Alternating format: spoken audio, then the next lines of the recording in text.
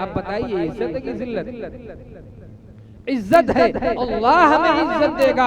और अगर हम चाहें कि अपने कपड़े से, अपनी गाड़ियों से, अपने बंगलों से, अपनी मंजिलों से और इसी तरीके से दुनिया की जो इज्जत की चीजें हैं उससे हम चाहे अपने मरातब बढ़ा लें, ऐसे नहीं हो सकता। इज्जत का हक अल्लाह का है, इज्जत अल्लाह के लिए है। वलिल्लाहिल इज्जा वलिरसूलिही वलिलमुमिनीन वलाकिन्नल मुनाफिकीन ला यफ़क़हून। लेकिन जो लोग समझते हैं कि इज्जत यहाँ नहीं है, इज्जत दुनिया के घरों में, इज्जत दुनिया की महंगी गाड़ियों में, इज्जत दुनिया के महंगे घरों में है, तो ये मुनाफिकीन का काम है, ये मुनाफिकीन का काम है, ये ईमान वालों का काम नहीं है। कहीं ऐसा तो नहीं निफाक की अलामतें हमारे अंदर पाई जा रही है? कहीं ऐसा तो नहीं दगाबाजी हमारे अंदर पाई जा रही हो? इसलिए मेरे मुसलमान भाइयों, सच्चे और पक्के मुसलमान बन जाइए। इस्लाम के अलावा अगर हम दूसरा मजहब इख्तियार करते हैं, दूसरा तरीका इख्तियार करते हैं, कुरान क्या कहता है? वमन यब्तगि गैरल इस्लामी दीना फलन युक़बल मिन्हु व हुवा फिल आखिरति मिनल खासिरीन। इस्लाम के अलावा कोई भी मजहब अगर हम इख्तियार करते हैं, फलन युक़बल मिन्हु, अल्लाह के यहाँ मुकाबिले कबूल नहीं होगा। दुनिया के अंदर आपको जैकेट मिल जाएगी, आपको सलूट मिल जाएगा, आपको सलामी मिल जाएगी, आपको कुर्सियां मिल जाएंगी, आपको इज्जतें मिल जाएंगी, आपको वकार मिल जाएगा, आपके दाएं बाएं दो चार लोग चलने वाले मिल जाएंगे, लेकिन खुदा के यहाँ आपकी कोई इज्जत नहीं होगी। और अगर दुनिया में हमारे कपड़े पुराने रहे, फटे रहे, घर मंडई का रहा, मामूली रहा, लेकिन हम सच्चे और पक्के मुसलमान रहे, तो अल्लाह के दरबार में हमारी इज्जतों का बोलबाला हो। इसलिए मेरे भाइयों, इस्लाम मुसलमान बनकर के ऐसा से कमतरी का शिकार नहीं होना चाहिए। दुनिया के जिस खित्ते में भी जाएं, जिस जगह पर भी जाएं, आप अपने इस्लाम को जाहिर करें। हमें फख्र है कि हम मुसलमान हैं। अल्लाह का एहसान है कि अल्लाह ने मुसलमान बनाया। हदीस पाक में अल्लाह के रसूल ने फरमाया, बदअल इस्लामु गरीबा व सयऊदु गरीबा फतूबा लिल गुरबा। इब्तिदा में इस्लाम अजनबी था, उसके जानने वाले लोग बहुत कम थे। इसी तरीके से कुर्बे क़यामत में इस्लाम को जानने पहचानने वाली जमात बहुत थोड़ी होगी। मेरे भाइयों, अजीज साथियों, अहले ईमान और ईमान वाले भाइयों, इस्लाम पर मुकम्मल अमल करने की कोशिश करनी चाहिए और हमें अपने बच्चे बच्चियों का अकीदा मजबूत करना चाहिए। उनके दिल को अल्लाह की याद से भरना चाहिए। कल हमारी माएँ और हमारी जो बूढ़ी दादियाँ हुआ करती थी, वो बच्चों को गोद में लेकर के कलमे तैयबा पढ़ाया करती थी। ये बताती थी कि अल्लाह एक है, ये बताती थी कि मोहम्मद अल्लाह के रसूल है, ये बताती थी कि हमारी ये जिंदगी जो है एक दिन खत्म होगी। वो हमें सबक सिखाती थी कि हमें जन्नत मिलने वाली है। वो हमें सबक सिखाती थी हमें अल्लाह का दीदार होना है। वो हमें सबक सिखाती थी कि माँ की जो चोट होती है कल क़यामत के दिन वो चमकेगी, उस्ताद की जो चोट होती है कल क़यामत के दिन वो चमकेगी। और इसी तरीके से माँ बाप का जो सबक होगा वो आखिरत में काम आने वाला होगा। इसलिए मेरे भाइयों, हमें अपनी औलादों को शरीयत और सुन्नत का पाबंद बनाना होगा और उनको दायमी जहन्नम से, अबदुल आबाद की मुश्किलों से निकाल करके जन्नत का रास्ता दिखाना होगा। अगर हमारी औलादों में से कोई भी मुर्तद होता है, इस्लाम से निकलता है, तो उसकी जिम्मेदारी हमारे सर पे है। क्यों? हदीस पाक में अल्लाह के रसूल ने फरमाया, अला कुल्लुकुम राइन व कुल्लुकुम मस्ऊलुन अन रइयतिही। याद रखिए, तुम में का हर एक निगहबान है। जैसे आप अपने घर के बड़े हैं, आपके घर में आप बड़े हैं, आपकी मातहती में आपके कुछ बच्चे भी रहते हैं, आपके कुछ भाई भी रहते हैं, आपकी कुछ बेटियां हैं, आपकी कुछ बहनें हैं, घर के और अफराद आपकी मातहती में रहते हैं, लेकिन आप उन्हें दीन नहीं सिखाते, आप उन्हें दीन का तरीका नहीं सिखाते, आप उन्हें नमाज नहीं सिखाते, आप उन्हें ज़कात देना नहीं सिखाते, आप उन्हें रोजा रखना नहीं सिखाते, आप उन्हें हज का तरीका नहीं बताते, हज की अहमियत नहीं बताते। न बताने की वजह से उनको दीन न समझाने की वजह से अगर वो दीन इख्तियार नहीं करते हैं, इस्लाम इख्तियार नहीं करते हैं, उससे फिरते हैं, तो कयामत के दिन वही औलाद, वही बेटियां, वही बहनें, वही मातहती में रहने वाले लोग बारगाह रब्बुल इज्जत में हमारा दामन पकड़ करके ले जाके अल्लाह के दरबार में हाजिर करेंगे। ए अल्लाह, ये मेरा बाप है, इसने मुझे दीन नहीं सिखाया, इसकी वजह से आज मैं जहन्नम में जा रहा हूँ। ए अल्लाह, ये मेरा बड़ा भाई है, ये मुझे दीन नहीं सिखाता था, आज इसकी वजह से मैं जहन्नम में जा रहा हूँ। ऐ अल्लाह, ये मेरा बड़ा भाई है, मैं इसकी बहन हूँ, इसने मुझे दीन नहीं सिखाया, मैं मुर्तद हो गई, मैं इस्लाम से फिर गई, मैं नबी का तरीका छोड़ गई, मैं अल्लाह की जो रसूलुल्लाह की तालीमात थी उसको मैंने इख्तियार नहीं किया, मैंने गैरों की तालीमात इख्तियार की। आज मैं अपना अंजाम अपनी आंखों के सामने देख रही हूँ। मुझे जहन्नम में डालने से पहले पहले मेरे सरपरस्तों को या मेरे साथ या मुझसे पहले ही जहन्नम में डाल। हदीस से तायद हो गई। कुरान क्या कहता है? या अय्युहल्लज़ीना आमनू qu अनफुसकुम व अहलीकुम नारा। ऐ ईमान वालों, अपने आप को और अपने घर वालों को जहन्नम की आग से बचाओ। हमारे घर के बाहर कोई मूजी जानवर हो, जैसे दरवाजे की चौखट पर सांप मान लीजिए हो, या कोई शेर आ गया हो और ऐलान हो जाए कि घर से बच्चों को बाहर न जाने दीजिए वरना चौखट पर दुश्मन खड़ा है, सांप डस लेगा, शेर फाड़ करके खून पी जाएगा, तो अपने बच्चे के बचाने का एहतमाम करेंगे कि नहीं? अरे बताइए भाई, उसके बचाने का किस तरीके से एहतमाम करेंगे? अगर दरवाजा बंद कर सकते हो तो कर लेंगे, दरवाजे से निकल करके भागने की अगर ताकत होगी तो भाग जाएंगे, या जिस तरीके से भी जितनी मुश्किल भी हो हमें बचने की तो हम बचेंगे। लेकिन अल्लाह कह रहा है, अल्लाह का ऐलान हो रहा है, खुद को, अहलो अयाल को, रिश्तेदारों को, मिलने जुलने वालों को, पड़ोसियों को, दोस्त अहबाब को जहन्नम की आग से बचाओ। उसका हम कितना एहतमाम करते हैं? अरे उसका एहतमाम करते हैं, ऐसे मुड़ हिलाते इसका मतलब हाँ होता या नहीं होता? ऐसे मुड़ी हिलाने का क्या मतलब है? गर्दन हिलाने का हाँ या नहीं? मुझे लगता है बात समझ में नहीं आ रही है। अब आप लोगों की जुबान में मैं जानता नहीं ना, उसी जुबान में ही बात करता। बताइए कि हम अपने बच्चों को जहन्नम की आग से बचाने का कितना तरीका इख्तियार करते? कुछ भी नहीं है, बस रस्मन मुसलमान हो गए और अपने उसी रस्मी एतबार से मर करके जिंदगी खत्म करना चाहते। नहीं मेरे भाइयों, अपनी जिंदगियों के अंदर इनकलाब पैदा कर। साहबा को आप देख लीजिए, हजरत उमर क्या थे? इस्लाम की जड़ को खत्म करने के लिए निकल पड़े। रोज सुनते थे भाई, यहाँ ये हो गया, वहाँ हो गया, इस्लाम का बड़ा चर्चा, बड़ा बोलबाला है, तो किसको किसको पकड़ेंगे? पता चला कि नहर से पानी आ रहा था, बांध टूट गया और पानी पूरे गांव में दाखिल हो गया, तो आप क्या तरीका इख्तियार करेंगे?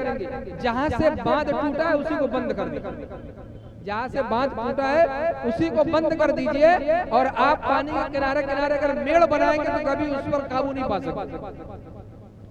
उसी को आप बंद कर दीजिए, आप काबू पा जाए। इसी तरीके से जहां से बुराइयां जन्म लेती हैं, जहां से परेशानियां दाखिल होती हैं, आप उसी को बंद कर दीजिए, फिर वो बुराइयां जन्म नहीं लेंगी। तो हजरत उमर ने भी यही किया था कि मोहम्मद सल्लल्लाहु अलैहि वसल्लम जो सबसे बड़े दाई हैं, जहां से इस्लाम की रोशनी फूट रही है, उन्हीं को खत्म कर दिया जाए, काम तमाम हो जाएगा।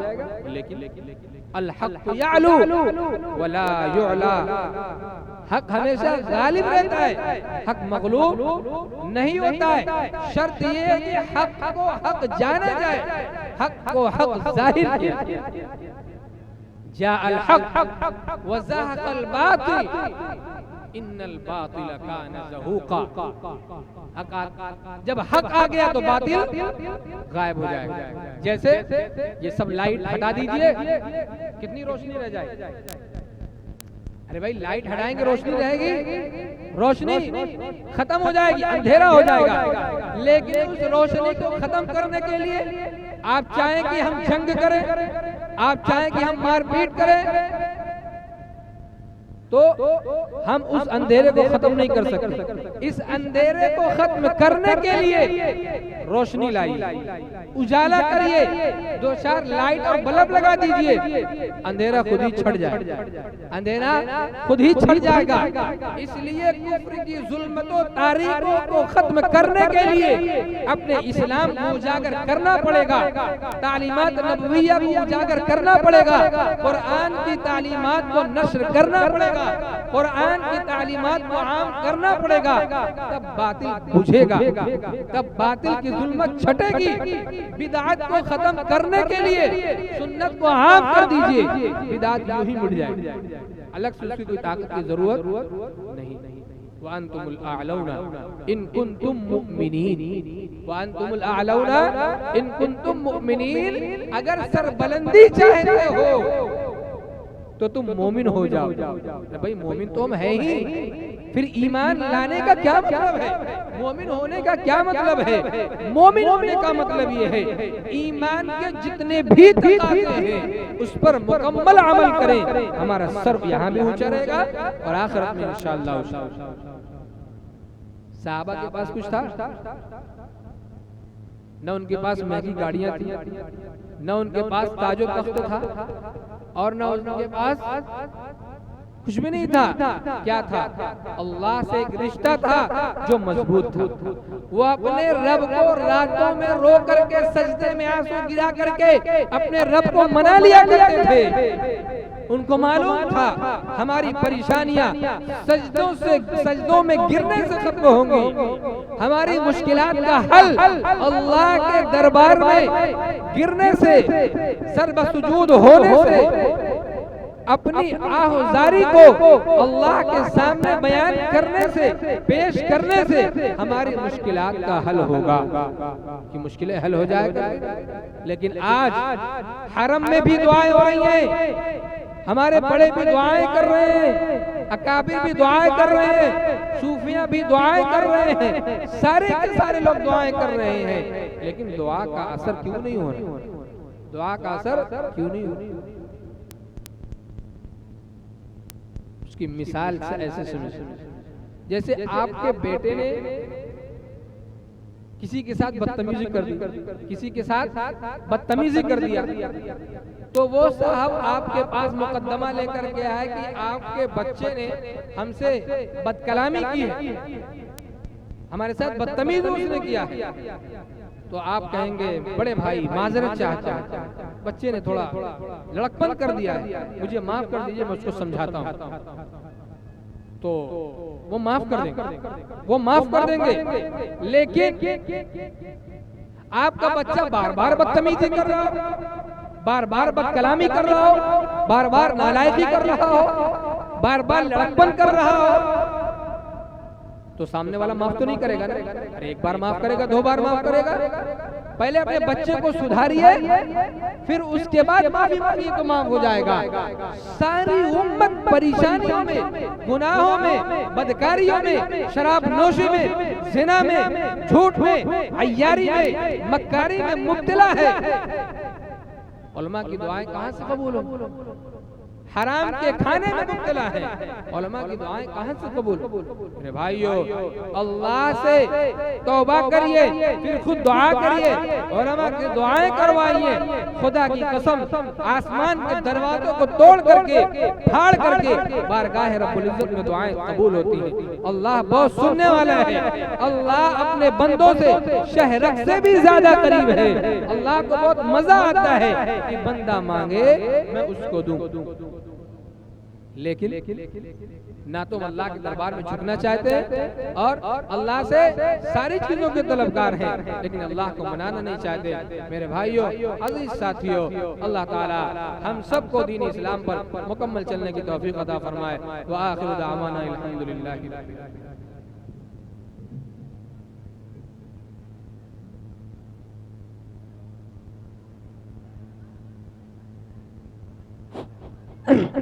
माशाअल्लाह, हजरत बहुत ही अहम मौजू पर गुफ्तगू कर रहे थे और आप हजरत दिल जमई के साथ समाअत फरमा रहे थे। दोस्तों, हजरत ने तालीम के ऊपर बयान किया है और अहम अहम वाक़ियात से, अहादीस नबविया से आपको बतलाया है कि ईमान की जरूरत है इस वक्त, और हमारा ईमान हमसे सल्ब किया जा रहा है और हमारी बहनें और बेटियां बहुत सी ऐसी हैं जो इस वक्त और इस दौर में इस्लाम से मुर्तद हो रही है और इस्लाम को छोड़कर दूसरे किसी और मज़ाहिब को इख्तियार कर रही है। क्यों? इसलिए कि उसे पता नहीं है कि ईमान क्या चीज है।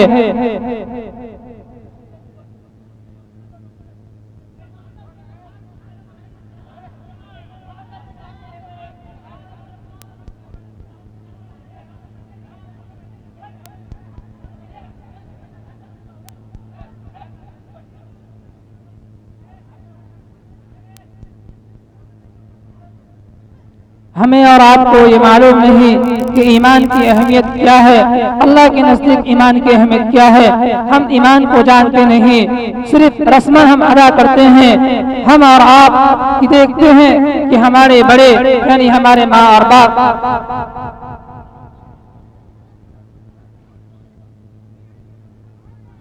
हमारे बड़े यानी माँ और बाप वो ईमान पर होते हैं और वो भी ईमान से नावाकिफ होते हैं, तो बच्चा भी उसी के मुताबिक जाता है। वो भी रस्मन हम देखकर हमारी नकल और हरकत की नक्काली करता है, लेकिन हम उसे इस चीज से वाकिफ नहीं करा सकते। और हमें जानना हम पर फर्ज है कि ईमान क्या है और ईमान हासिल कहाँ से होगा और हम कैसे जानेंगे कि ईमान क्या चीज है। तो यही मदारिस और मदारिस वाले और उलमा से जब हम जुड़ेंगे और इनसे पूछेंगे कि ईमान क्या है, यही आपको बताएंगे ईमान क्या है।